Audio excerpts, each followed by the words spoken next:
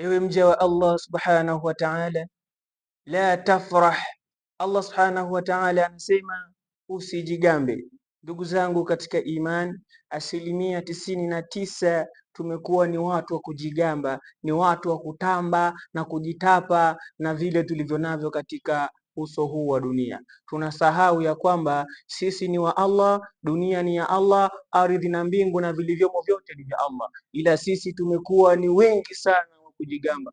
Hivyo ndugu zangu katika imani, nikuhusieni pamoja na kuhusia nafsi yangu tusijigambe. Kwa nini tusijigambe? Kwa sababu Allah subhanahu wa ta'ala anasema inna Allaha la yuhibbul musrihin.